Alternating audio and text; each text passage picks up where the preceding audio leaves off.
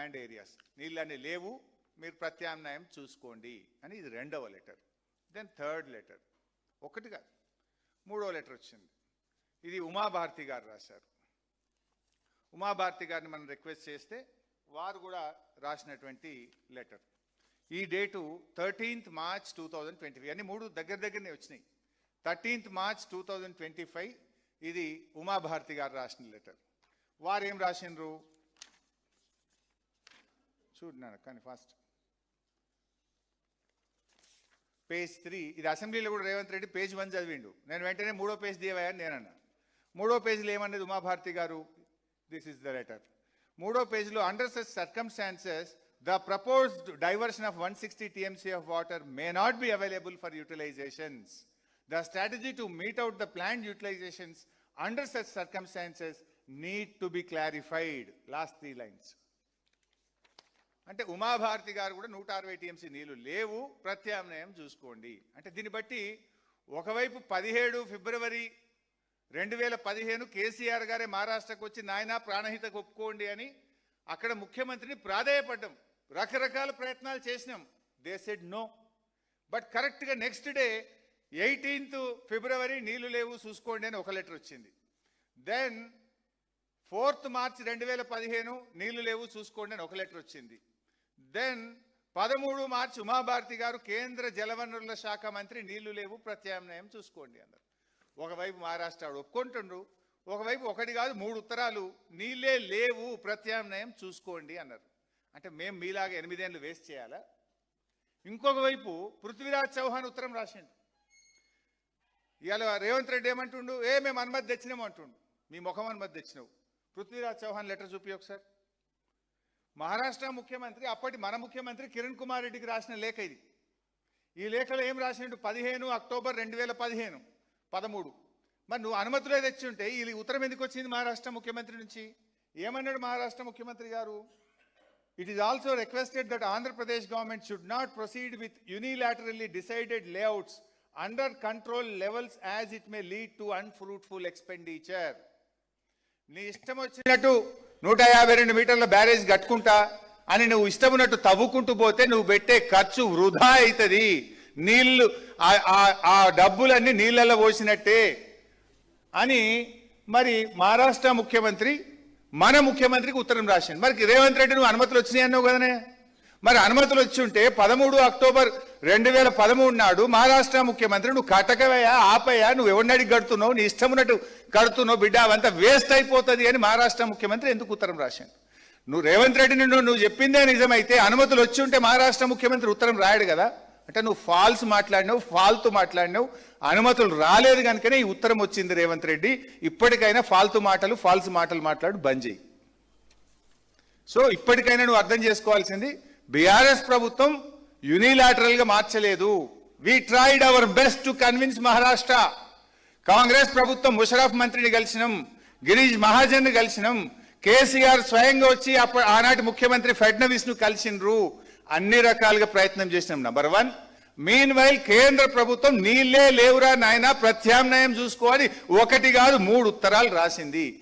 అంటే మీరు నీళ్లు లేని చోట ప్రాజెక్టు నిరికిచ్చి అక్కడ చాప్రాల్ వైల్డ్ లైఫ్ ప్రాజెక్ట్ ఉంది. ఒకవేళ అనుమతి ఇచ్చిన చాప్రాల్ వైల్డ్ లైఫ్ ఉంది. ఒకవైపు వైల్డ్ లైఫ్, ఒకవైపు మహారాష్ట్ర ఒప్పుకోదు, ఇంకొక వైపు నీళ్ళే లేవు అని central water commission, the authority of the country, ఎవరైతే నీళ్లు ఉన్నాయా లేదా తేల్చేది, the authority for this country is central water commission. The union minister Uma Bharti wrote a letter saying that there is no water, please look at alternate చూసుకోండి అని చెప్పిండ్రు. అయినా మేము మీలాగా కమిషన్ల కోసం, మొబిలైజేషన్ అడ్వాన్స్ల కోసం నీళ్లు లేని చోట ప్రాజెక్టులు కట్టాలనా? మహారాష్ట్ర ఒప్పుకోకపోయినా అడ్డమైన కాలువలు దవి మేము కమిషన్లు మీరు తీసుకున్నట్టు మేము మీలాగా తప్పుడు పనులు చేయాలా?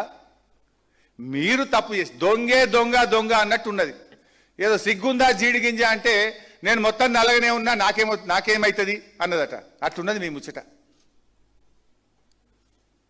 నేను రేవంత్ రెడ్డిని అడుగుతున్నాను, నువ్వు అన్నావు కదా అగ్రిమెంట్ ఉందని, పెట్టు, దమ్ముంటే బయట పెట్టు.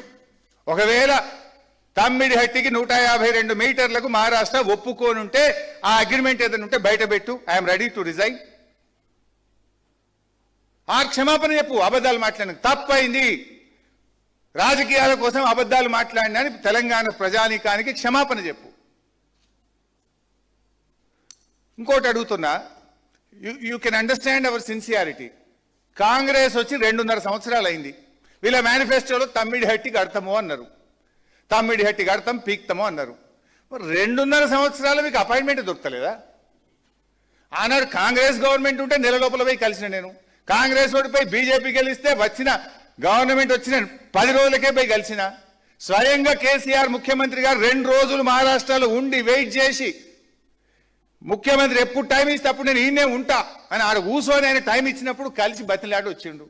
6 నెలల్లో కేసీఆర్ పోయిండు, మా ఇంజనీర్లు పోయిండు, నేనే 3-4 సార్లు పోయినా. మరి మీరు 2.5 సంవత్సరాలు పోయింది కూడా లేదు కదా. అంత డ్రామా మీ కంపెనీ. 2.5 ఏళ్లల్లా తమ్మిడేటి కోసం మీరు కనీసం ఒక్కసారన్నా మహారాష్ట్రకు పోయినరా? 2 సంవత్సరాల 7 నెలలు పూర్తయింది. That shows your commitment. మీ నిజాయితీ అది, మా నిజాయితీ ఇది. మేము నెలకే పోయినాం. గవర్నమెంట్ వచ్చిన కొత్త రాష్ట్రం సంసారం కుదరక ముందే పోయినాం నెల లోపల. మరి మీరు 2 సంవత్సరాల 5 నెలలు ఏం చేసిండ్రు? ఎందుకు పోలేదు? అంటే మీది మాటలు తప్ప, డ్రామాలు తప్ప యాక్షన్ లేదు, సిన్సియారిటీ లేదు, నిజాయితీ లేదు. 2 సంవత్సరాల 5 నెలలు ఏం చేసిండ్రు అని అడుగుతున్నా. ఇంకా అవినీతి గురించి మాట్లాడతాడు. మీరు మొబిలైజేషన్ అడ్వాన్సులు తీసుకొని 2,700 కోట్ల రూపాయలు లేపిన, 2,328 కోట్లు లేపిన మీరు అవినీతి గురించి మాట్లాడడం అంటే దయ్యాలు వేదాలు వల్లించడం. కాంగ్రెస్ అంటేనే కరప్షన్, కాంగ్రెస్ డిఎన్ఏలోనే కరప్షన్ ఉంది.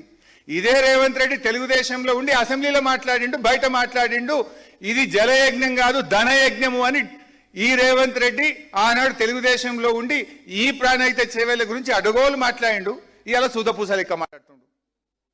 ఇక రంగులు మారంగానే, చొక్కాలు మారంగానే, పార్టీలు మారంగానే నీ స్టాండ్లు మారుతాయి. కానీ ప్రజలు మారరు కదా. నువ్వు మార్చుకోవచ్చు. Now coming to the next point.